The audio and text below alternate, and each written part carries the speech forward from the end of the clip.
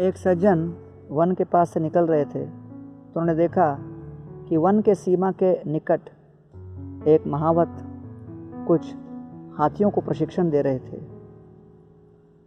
सज्जन देख के विस्मित हो गए कि ये महावत इतने विशाल प्राणियों को केवल छोटे से रस्सियों से बांध के रखे हैं। इस बात को देखकर उन्होंने महावत से जाके प्रश्न पूछा, महावत जी, इतने विशाल प्राणी हैं, इनके अंदर इतनी प्रचुर मात्रा में शक्ति है, तो ये तो केवल एक झटका मारकर इस रस्सी से छूटकर स्वच्छंद स्वतंत्र विचरण कर सकते हैं, लेकिन फिर भी तथाकथित बंधन में बंधे हुए बैठकर यहाँ पर घास चर रहे हैं जो आप खिला रहे हो, और आपसे भयभीत होकर यहाँ खड़े हुए हैं। इसके पीछे कारण क्या है? महावत ने उत्तर दिया, जब ये हाथी छोटे थे तभी भी उनको इसी रस्सी से बांधा गया था, लेकिन उस समय इनकी शक्ति, इनका आकार सीमित था।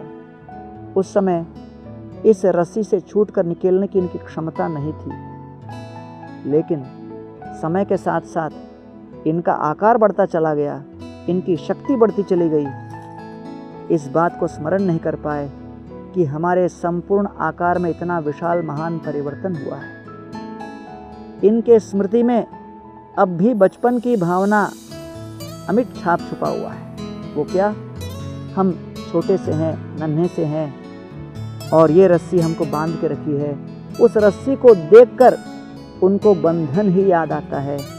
मुक्ति के विषय में चिंतन भी नहीं करते, कल्पना भी नहीं करते, विचार भी नहीं करते। भगवान गीता में कहते हैं, दैवी ऐशा गुणमयी मम माया दुरत्यया मामेव ये प्रपद्यन्ते मायाम एताम तरन्ति ते।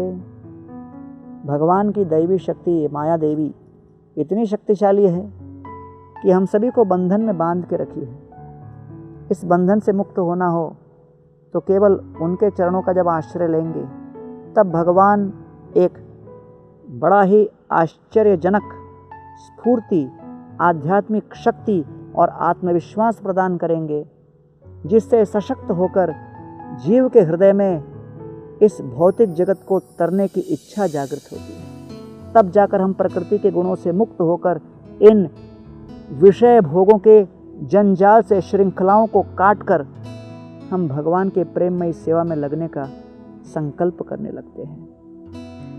हाथियों के उदाहरण से हमको यही सीखना है कि भले 84 लाख योनियों में भ्रमण करते हुए हमारी इंद्रियों ने विविध प्रकार के विषय भोगों को चखा है, सूंघा है, अनुभव किया है, उसका संपर्क पाया है और उसके द्वारा प्रताड़ित हुए हैं, और उन सभी पूर्व जीवन के प्रताड़नों का स्मरण अभी भी हमें सताता है, और उस स्मृति ने हमारे आत्मविश्वास को शून्य प्राय कर दिया।